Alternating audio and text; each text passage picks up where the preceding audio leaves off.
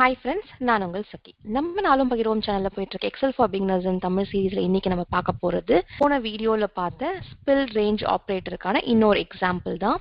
இன்னைக்கு நம்ம என்ன பண்ண போறோம் அப்படின்னு சொன்னா, இங்க எடுத்திருக்க ஒரு சாம்பிள் டேபிள்ல இருந்து நம்ம ஒரு டேட்டா வேலிடேஷன் கிரியேட் பண்ண போறோம். அதாவது இங்க நம்ம இந்த டிபார்ட்மெண்ட் செலக்ட் பண்ண அதுக்கேத்த மாதிரி எம்ப்ளாயி லிஸ்ட் நமக்கு இங்க வரணும் அப்படின்னு சொல்றதுதான் இன்னைக்கு நம்ம பார்க்க போற எக்ஸாம்பிள். வாங்க நம்ம இது எப்படி பண்றதுன்னு பார்க்கலாம். ஃபர்ஸ்ட் நம்ம என்ன பண்ணணும் அப்படின்னு சொன்னா, ஒரு சோர்ஸ் கிரியேட் பண்ணணும். இப்போ நம்ம என்ன பண்ணிக்கணும், இந்த டேட்டா வேலிடேஷனுக்கான சோர்ஸ்க்கு யூனிக் ஃபார்முலா யூஸ் பண்ணிக்கலாம். இங்க இருக்கிறத எடுத்துட்டு வா அப்படின்னு சொல்றோம். இது டேபிள் அப்படின்னு சொல்றதுனால நமக்கு டைனமிக்கா இருக்கும், ஈஸியா இருக்கும். ஸோ இப்படி கொடுத்துட்ட உடனே பாருங்க நமக்கு இங்க நமக்கு வந்துடுச்சு. ஸோ இதுதான் நமக்கு சோர்ஸ். அடுத்து நம்ம என்ன பண்ணணும், டேட்டா வேலிடேஷன்ல போயிட்டு இதை ஆட் பண்ணி விடணும். டேட்டா வேலிடேஷன் லிஸ்ட்ல போயிட்டு ஈக்குவல் டு கொடுத்துட்டு இதை செலக்ட் பண்ணி ஹேஷ் கொடுத்தோம் அப்படின்னு சொன்னா அந்த ஃபார்முலா எவ்வளோ பெரிய லிஸ்ட் எடுத்துறதோ அவ்வளவும் அதில் இன்க்ளூட் ஆகிடும். அந்த கண்டென்ட் ஃபுல்லாக வந்துடும். நமக்கு ஞாபகம் இருக்கு. நம்ம ஹேஷ் போடலைன்னா என்ன ஆகுதுன்னு ஃபர்ஸ்ட் டைம் பார்ப்போம். போடலைன்னா பாருங்க நமக்கு ஃபர்ஸ்ட் ஒன் மட்டுமே வருது.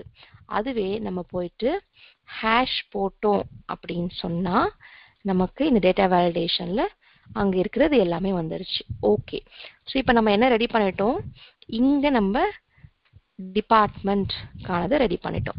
ஸோ நமக்கு கீழே இது மாதிரி இருக்கு. சரிங்களா, தெரியணும் அப்படின்றதுக்காக நம்ம ஒரு பார்டர் போட்டுக்கலாம். ஸோ இந்த பார்டர்ல நம்ம போயிட்டு நம்மளால இப்படி செலக்ட் பண்ண முடியும்.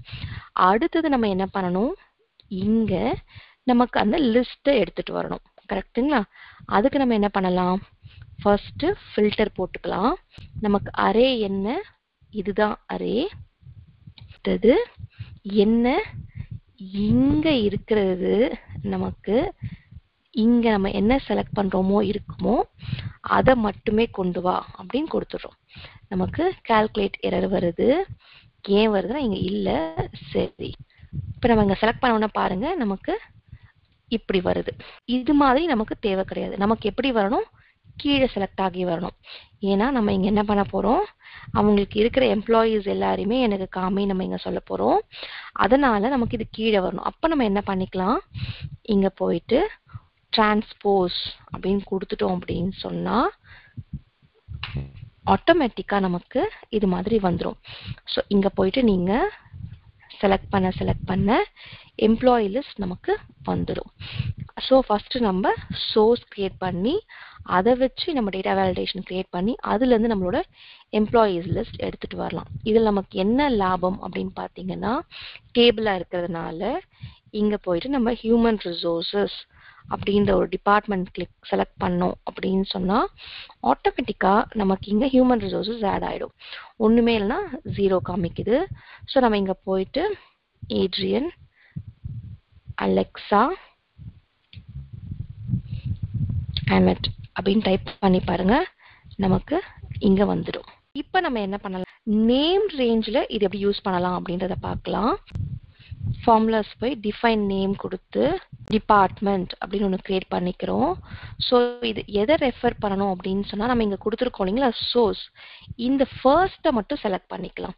இங்கே ஹேஷ் செலக்ட் பண்ணலீங்களான்னு கேட்காதீங்க. இங்கே ஹேஷ் நம்ம இன்னொரு விதமாக எப்படி செலக்ட் பண்ணலான்றத பார்க்கலாம். சரி, நான் ஃபர்ஸ்ட் ஹேஷ் போட்டே காமிக்கிறேன். இங்கே ஹேஷ் போட்டுட்டோம் அப்படின்னு சொன்னால் இங்கே வந்துட்டு